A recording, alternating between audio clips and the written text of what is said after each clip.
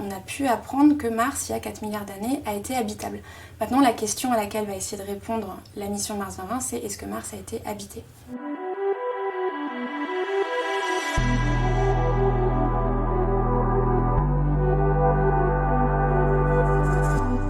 Mars est une planète voisine à la Terre. C'est comparé à d'autres corps dans le système solaire relativement facile d'y aller, bon ça reste quand même extrêmement compliqué. Partir sur Mars, ça prend environ 7 mois, mais Mars a partagé des caractéristiques avec la Terre dans le passé.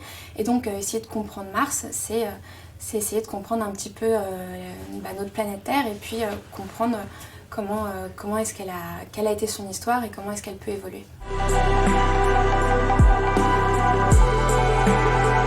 Les conditions sur place sont très compliquées. Mars est vraiment pas hospitalière. Il fait très froid, l'atmosphère n'est pas respirable.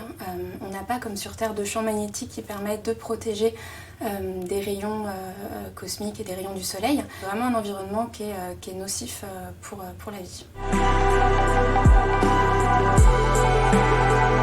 Ça coûte très cher déjà d'envoyer des hommes sur Mars, on n'a pas encore fait. Pour le moment, c'est plus de la science-fiction, la colonisation de Mars. Et c'est tellement compliqué qu'on a du mal à estimer les coûts et ça serait de l'ordre de plusieurs milliards de dollars.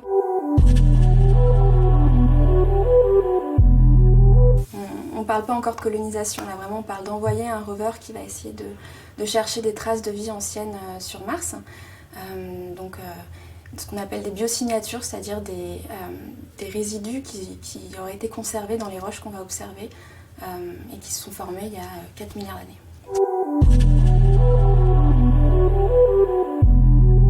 Mars, la planète rouge, c'est parce que la surface est recouverte de poussières qui sont riches en oxyde de fer et donc qui ont cette couleur un petit peu orangée, rouge.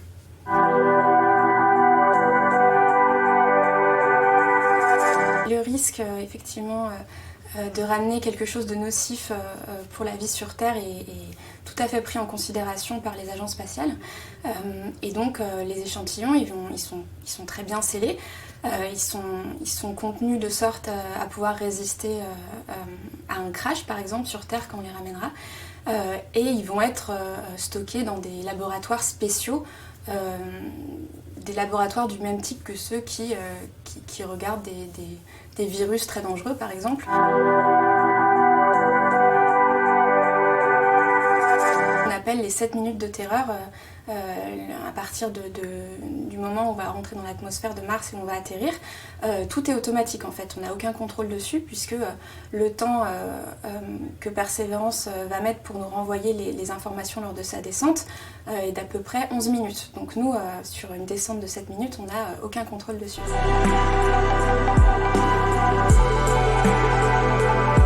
On essaye de conquérir Mars depuis les années 60 à peu près. Donc on a d'abord commencé à envoyer des sondes qui ont juste fait des passages près de Mars, après on les a mis en orbite, et puis après on a commencé à envoyer des atterrisseurs pour directement aller étudier la surface de Mars.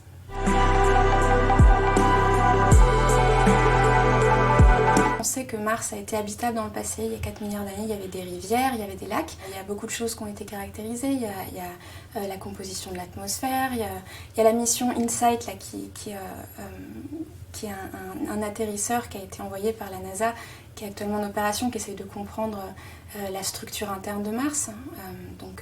Est-ce que Mars a un noyau liquide par exemple, à quelle profondeur est-ce qu'il est situé? C'est plein de choses qu'on étudie actuellement sur Mars. Et effectivement, il reste encore plein de choses à découvrir.